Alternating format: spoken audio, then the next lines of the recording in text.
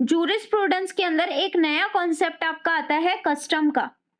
हालांकि कस्टम जो है वो पुराना नहीं है, लेकिन जब हम जूरिस्प्रूडेंस में इसको कस्टम को पढ़ेंगे तो किस किस तरह से एक लीगल कस्टम के लिए कौन कौन से एलिमेंट जरूरी हैं। याद है एक बार हमने जब हमारा हिंदू लॉ पढ़ा था तो हिंदू लॉ का मैंने एक चार्ट भेजा था टेलीग्राम वाले ग्रुप में, शायद जो पुराने स्टूडेंट्स हैं उनको पता होगा। रविकांत जी आया था ना चार्ट, और वो जो चार्ट था ना उसमें जब कस्टम के बारे में मैंने लिखा था ना, तो कस्टम के बारे में मैंने 5-6 चीजें लिख रखी थी कि जो कस्टम है वो जितनी पुरानी हो उतनी अच्छी है ना। वो कंटिन्यूअस चलने वाली होनी चाहिए, ठीक है। उसका सर्टेन होना जरूरी है, ठीक है। उसका लॉ के अकॉर्डिंग मतलब कि एक कंटिसेंट जो होता है वो होना जरूरी है, उसका रीजनेबल होना जरूरी है, ठीक है। उसका लोग क्या है पीसफुली उसको यूज करते हो, ठीक है। वो उसका जो इफेक्ट है वो ऑब्लिगेटरी फोर्स से रिलेटेड होना चाहिए, ठीक है। वो लॉ के अगेंस्ट नहीं होनी चाहिए। तो ये सारी चीजें उसमें लिखी हुई थी कि जो लॉ है आपका वो जितनी पुरानी होगी, जो कस्टम है वो जितना पुराना होगा उतना अच्छा है। लिखा हुआ था ना उसमें। एक बार नहीं है ना तो टेलीग्राम वाले ग्रुप में वो पेपर पड़ा होगा जिसमें हिंदू लॉ के सोर्सेज लिखे हुए थे, तो उसमें वो आपको 4-5 लाइनें हैं वो मिल भी जाएंगी। तो चलो आज का जो हमारा ज्यूरिस्प्रूडेंस का जो क्वेश्चन है उसे हम स्टार्ट करते हैं। हाँ जी किरण जी कुछ कहना चाह रहे हैं? मेरे पास क्वेश्चन नंबर 13 है, आप अपनी बुक में चेक करो कितने नंबर है। 8 नंबर है आपकी बाबेल में, न्यू जो बाबेल है उसमें। तो अभी सुनो, जो कस्टम है ना जिसे हम प्रथा भी कह सकते हैं, ये एक जो हमारे पुराने सोर्सेज हैं उसमें से आती है। रोस्को पाउंड ने कस्टम को लॉ का सोर्स माना है, लॉ का सोर्स और फॉर्मेट दोनों ही माना है, ठीक है। आदिम समुदाय में जब भी कोई लॉ का एग्जिस्टेंस नहीं होती थी, लोग क्या करते थे, उनका जो कंडक्ट कंट्रोल होता था वो किससे होता था, कस्टम से ही होता था। उस समय मानव के प्रत्येक आचरण या व्यवहार के लिए लॉ का निर्माण किया जाना संभव नहीं था। भाई मानव जो भी काम करता था, ह्यूमन पर्सन जो भी काम करता था, वो जितने भी कंडक्ट करता था ना, उनको कंट्रोल किया जाना, रेगुलेट करना, उनको कंट्रोल करना मतलब कि उनके बस में नहीं होता था। तो वो लोग क्या करते थे, जो कस्टम था उसका सहारा लेते थे, ठीक है। और बहुत सारे ऐसे काम होते थे जिनका प्रॉपर भाई ये सही है कि नहीं है, इस चीज को भी अगर उनको डिसाइड करना होता था तो वो लोग क्या करते थे, कस्टम का सहारा ही लेते थे, ठीक है। समय समय पे ये जो कस्टम थे इनको लॉ का फोर्स मिलने लग गया, ठीक है। और आज भी बहुत सारी ऐसी विधियां हैं जो किससे बनी हुई हैं, आपके कस्टम से बनी हुई हैं, ठीक है। तो कस्टम जो है उसका अगर आप मीनिंग निकाल के चलोगे ना तो इसका मीनिंग बहुत इजी है, क्योंकि इस जब कोई काम किसी पर्सन के द्वारा समाज में समूह में या कम्युनिटी में लंबे समय से अगर कंटिन्यूअस और प्रॉपर रेगुलर रूप से किया जा रहा है ना, तो वो उस काम को करने में बिजी हो जाता है, ठीक है। और उस काम को करने के लिए वो अभ्यस्त हो जाता है, मतलब एक जैसे कहते हैं ना हैबिचुअल उस काम को करने के लिए। और ऐसा कार्य है जो कि कस्टम का जो रूप है वो धारण कर लेता है, और समाज में ऐसी कोई कस्टम को क्या है मान्यता मिल जाती है, और समाज सदैव हमेशा यही अपेक्षा करता है कि जो भी अगर आपको काम करने हैं तो आप उसी के कस्टम के अकॉर्डिंग ही करोगे। अभी देखो शादी वगैरह होती है ना, तो ये जो शादी वगैरह होती हैं इसके अंदर अलग अलग रूल्स है क्या? किसी के यहाँ पे कैसी हो रही है ना, किसी हाँ अलग अलग कम्युनिटी के अंदर कोई किसी कम्युनिटी में कैसे है, तो वो सारे कस्टम ही तो है जो पुराने समय से चले आ रहे हैं, और जिस भी समुदाय में चल रहे हैं तो लोग क्या है उसको उस तरह से डील करते हैं। अब हमारा हिंदू लॉ मैरिज एक्ट ही ले लो, हमारा हिंदू लॉ मैरिज एक्ट में एक रजिस्ट्रेशन का प्रोसीजर है। अकॉर्डिंग टू लॉ मैरिज कैसी होगी, रजिस्टर्ड होनी चाहिए। यही है ना, हिंदू लॉ तो यही कहता है कि भाई 2 गवाह बुलाओ, साइन करवाओ, एफिडेविट बनाओ और शादी हो जाएगी आपकी, यही है। अभी मुझे एक बात बताओ, मदर फादर जो हैं अगर वो कहीं पे शादी करवा रहे हैं कोई मतलब मंडप वगैरह लगा के, वो शादी वैलिड नहीं है क्या? वैलिड है ना। अब सुनो, वैलिड है ना, तो ये कस्टम ही तो है एक जो पुराने समय से चला आ रहा है कि माता पिता के द्वारा शादी कराई गई वैलिड है, जो कि लॉ का रूप प्रदान करती है। समझ आया? अब सुनो, एक बारी क्या होता है, रूढ़ी की जो डेफिनेशन है, कस्टम की जो डेफिनेशन है, वो डिफरेंट डिफरेंट तरीके से दी जाती है। ऑस्टिन कहता है कि जो कस्टम है उसका आचरण एक ऐसा रूल है जिसमें जो भी लोग उससे जुड़े हुए होते हैं वो उसका वॉलेंटरी रूप से क्या है, पालन करते हैं। ठीक है।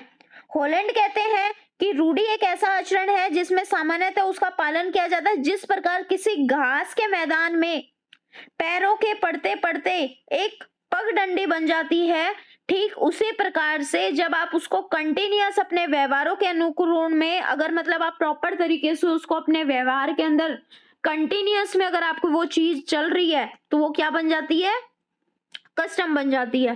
ठीक है। हेल्सबरी कहते हैं कि कस्टम जो है वो एक स्पेसिफिक रूल है जो वास्तविक और संभावित रूप से जिस भी समय में वो अगर विद्यमान होता है तो एक क्षेत्र विशेष को वो क्या है, एक लॉ का रूप जो है वो प्रदान कर लेता है।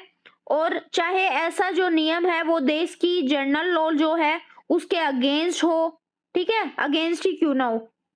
तो ये जो असेंशियल एलिमेंट्स निकल के आते हैं, तो कस्टम्स के असेंशियल एलिमेंट एक तो क्या है, प्राचीनता। ये जो आपकी कस्टम है ना, ये जितनी पुरानी होगी उतनी बढ़िया है। ठीक है। इसकी टाइम पीरियड जो है वो लंबा होना चाहिए। भारत में कस्टम को लॉ के मान्यता के लिए इंग्लैंड की बात ही उसका स्मरणतीत यानी कि आपको याददाश्त में होना आवश्यक नहीं है। अगर वो लंबे समय से आपके यूज में आ रही है देन वो कस्टम है। ठीक है। फिर कंटिन्यूटी, कंटिन्यूटी उसकी जरूरी है, निरंतरता जो है वो जरूरी है। कोई भी अगर कस्टम है तो वो कंटिन्यूअस में है तो वो क्या बन जाएगी, एक कस्टम का रूप जो धारण कर देती है। अब वो सर्टेन होनी चाहिए, बार बार आप चेंज कर सकते हो क्या कस्टम को जो चला आ रहा है ना। जैसे देखो, गुरु स्वामी राजा वर्सेस पीरूमल का एक केस है, हेडलाइन कर लेना, कस्टम कस्टम का क्वेश्चन आएगा तो ये केस लिख के आना है आपको, गुरु स्वामी राजा वर्सेस पीरूमल। इसमें क्या कहा गया था कि इसमें पास के पेड़ की खेतों पर पड़ती छाया के रूढ़िजन्य सुखाधिकार की मांग की गई। ईजमेंट की डिमांड कर दी कि भाई पास का जो खेत है उसके पेड़ जो है ना उनकी छाया इस जगह पे पड़ती है। कोर्ट ने जो वो परछाई पड़ रही थी ना उसकी, तो उस छाया संबंधी कस्टम को अनसर्टेन, संदिग्ध और परिवर्तनीय ठहराते हुए उसको रूढ़ी मानने से इनकार कर दिया। उसने तो ये बोला भाई ये भी कस्टम है, दूसरे वाले के घर मतलब खेत में पेड़ लगा हुआ है और इस पेड़ की छाया मेरे पास में आती है। अब वो पेड़ काट रहा होगा तो उसने डिमांड कर ली कि भाई ये जो है ना खेत, इसमें से ये पेड़ मत काटो, ये तो एक कस्टम है, इसको मैं तो कंटिन्यू तरह से मतलब यूज कर रहा हूं। तो कोर्ट ने बोला ये तो अनसर्टेन है भाई, अनिश्चित है, पेड़ तो कभी भी कट सकते हैं, कभी गिर भी सकता है, कट भी सकता है। ठीक है। संदिग्ध है ये, इसके अंदर कॉन्ट्राडिक्टरी है, तो उसको कस्टम मानेगा कि कोर्ट नहीं मानेगा। ठीक है। फिर वो रीजनेबल होनी चाहिए, जो कस्टम है आपकी वो रीजनेबल होनी चाहिए, अनरीजनेबल नहीं होनी चाहिए। आपने कोई भी कस्टम निकाल के रख दिया, ऐसे थोड़ी ना चल जाएगा। जो आपका प्रॉपर तरीके से जो रीजनेबल हो, लो के अगेंस्ट ना हो, ऐसा कस्टम जो है वो होना चाहिए। हिंदू समुदाय में पुत्रियों को, अब जैसे मान लो कोई जो हिंदू कम्युनिटी है उसमें से जो लड़कियां होती हैं उसको विल से वंचित करने की रूढ़ी का कि भाई पिता की प्रॉपर्टी के अंदर जो है वो लड़की को राइट नहीं मिलेगा। अभी ये कस्टम अनरीजनेबल है कि नहीं है। किसी जाति विशेष द्वारा मंदिर के प्रयोग या उसमें पूजा करने के अधिकार को संबंधी कस्टम को अनरीजनेबल नहीं माना गया। ठीक है। मुस्लिम समुदाय में गाय के बलिदान को की रूढ़ी को रीजनेबल नहीं माना गया। ठीक है। अनुरूपता, तो इसमें कंसिस्टेंसी जो है वो बनी रहनी जरूरी है। भारत में बहुत सारे ऐसे कस्टम्स हैं जिन्हें लॉ के द्वारा क्या है वॉइड डिक्लेयर कर दिया गया है, जिस तरह की आपकी सती प्रथा हो गई, चाइल्ड मैरिज हो गई, डोरी कस्टम जो है, और लड़कियों की भ्रूण हत्या हो गई, दास प्रथाएं हो गई, देवदासी प्रथा, मृत्यु भोज। तो ये बहुत सारी ऐसी प्रथाएं हैं जिनको क्या है नल एंड वॉइड जो है वो डिक्लेयर कर दिया गया है। अब उन्होंने ये बोला कि अगर किसी कस्टम को अगर आप लॉ की मान्यता देते हो ना तो उसके लिए आपको दो चीजें जरूरी हैं। सबसे पहले तो क्या आप उसका पीसफुली यूज करो और एज ए राइट के एज ए राइट के रूप में भी आप उसे क्या है यूज करो। यदि कस्टम को सशक्त हाथों द्वारा जनता से छीन लिया जाए तो वो विधि मान्य रूढ़ी नहीं हो सकती। ठीक है, वो एक ऑब्लिगेटरी फोर्स यानी कि बाध्यकारी जो बल है वो रखने वाली होनी चाहिए। इट मीन्स उस कस्टम को मानने के लिए जो हर एक पर्सन जो है वो बाउंड होना चाहिए। ठीक है, इसके लिए भी दो बातें जरूरी हैं कि सभी जो जितने भी पर्सन हैं उस कस्टम को फॉलो करेंगे और उसे मानना या ना मानना व्यक्ति जो पर्सन है उसकी विल पे जो है वो डिपेंड ना करता हो, पर्सन की इच्छा के ऊपर डिपेंड ना करता हो। और ऐसा कोई भी कस्टम है तो वो आपके पब्लिक पॉलिसी के अगेंस्ट या फिर इमोरल जो है वो नहीं होना चाहिए। इसके अंदर रेक्स वर्सेस कार्सन का केस था जिसमें एक ऐसी प्रथा थी जो कि इमोरलिटी होने के कारण वॉइड माना गया। ठीक है, कोई भी अगर मैरिड कोई वुमेन है तो अपने पति को त्याग कर उसकी सहमति के बिना किसी भी पुरुष से दूसरा विवाह कर सकती है। तो ये जो था वो एक इमोरलिटी थी इसके अंदर।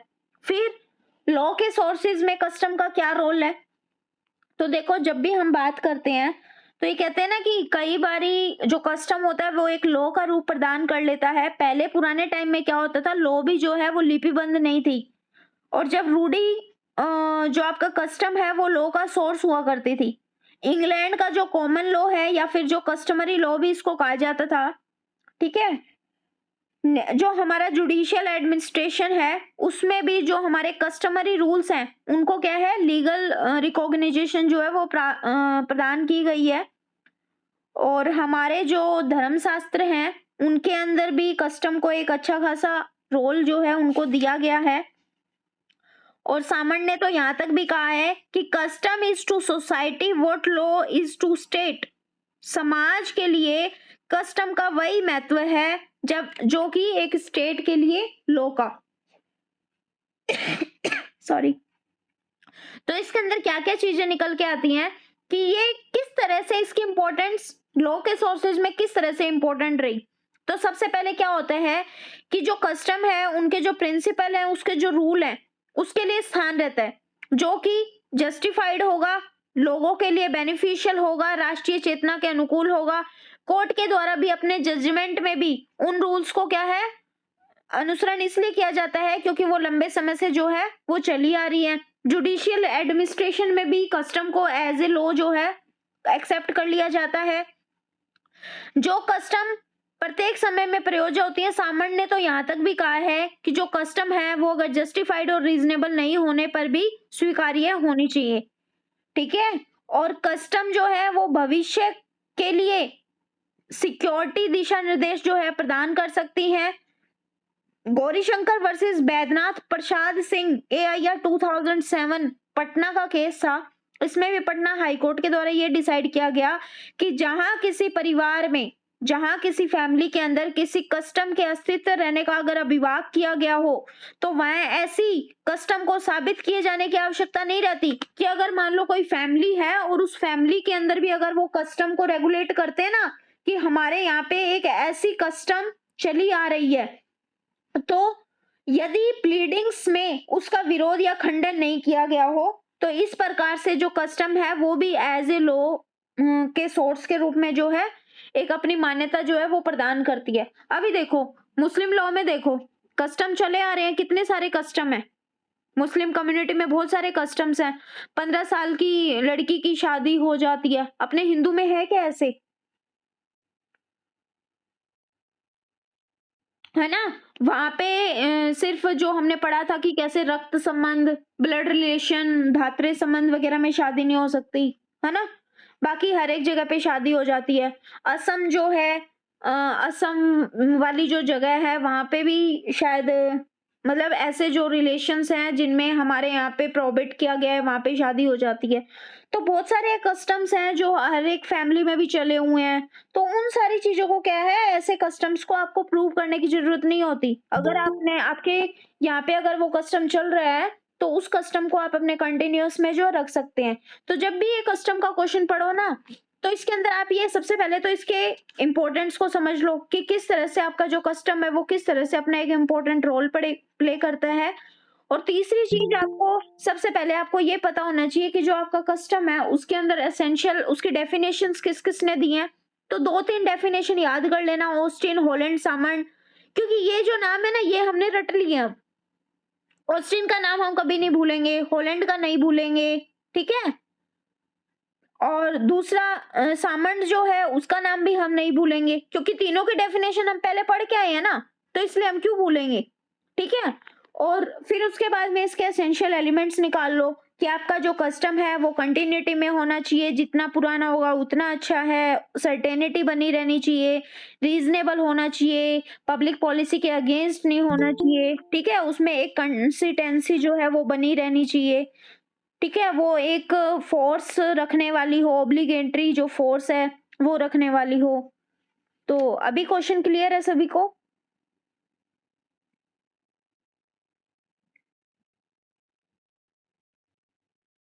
नहीं नहीं, उसको डिफाइन करने की जरूरत नहीं है, सिर्फ ओनली कस्टम क्या है, क्योंकि डायरेक्ट हमसे सिर्फ इतना पूछा है कि कस्टम है क्या। ये जो क्वेश्चन है ना इसमें सिर्फ इन्होंने पूछा कि कस्टम को डिफाइन करना है और कस्टम के कौन कौन से एसेंशियल एलिमेंट्स हैं, वैलिड कस्टम के लिए कौन कौन से उसके एसेंशियल एलिमेंट्स है, रिक्विजिस्ट है जिसकी हमें जरूरत है। तो जब भी ये पूछे ना तो आप इसको दे देना, या फिर जो हमारा, क्योंकि एक क्वेश्चन और भी है आपका, वो जो क्वेश्चन है ना वो क्वेश्चन मैंने अभी आपको करवाया नहीं है, ठीक है। उस क्वेश्चन के अंदर भी जो आपके लॉ के जो सोर्सेज हैं वो उसका एक बड़ा क्वेश्चन है वो, और वो इतनी जल्दी कंप्लीट नहीं होगा। जब आप लेजिस्लेचर की बात करोगे ना, लेजिस्लेशन की बात करोगे और या फिर आप पूछोगे कि भाई सोर्सेज ऑफ लॉ क्या है, तो उसके अंदर आपका ये क्वेश्चन आएगा। तो ये जितने भी स्टूडेंट हैं जिन्होंने क्लास मिस करी है, जो लेट ज्वाइन किया है, तो उसको आपको ये इसका लिंक मिल जाएगा, और जूरिस्प्रूडेंस की जो पीडीएफ है वो आपके पास में अवेलेबल है, ठीक है। प्लेलिस्ट की पीडीएफ जो है वो अवेलेबल है, तो आप वहां से क्या है कर लेना। मैम आपने क्या बोला? According to Salmond that custom is too low. अच्छा, वो मैंने क्या बोला? मैंने यही बोला था कि जिस तरह से आपका कस्टम जो है ना, कंटिन्यूटी में जब हम बात कर रहे हैं तो आपका कस्टम जैसे जरूरी है ना, ठीक उसी प्रकार से जैसे स्टेट के लिए लॉ, जो स्टेट है उसके लिए आपका लॉ जरूरी है, ठीक है। मैंने बोला था कस्टम इज टू सोसाइटी, जिस तरह से जो कस्टम है वो हमारी सोसाइटी के लिए जरूरी है, what law is to state, जो स्टेट के लिए लॉ का है, ठीक है। मैंने ये बोला था आपको, क्लियर?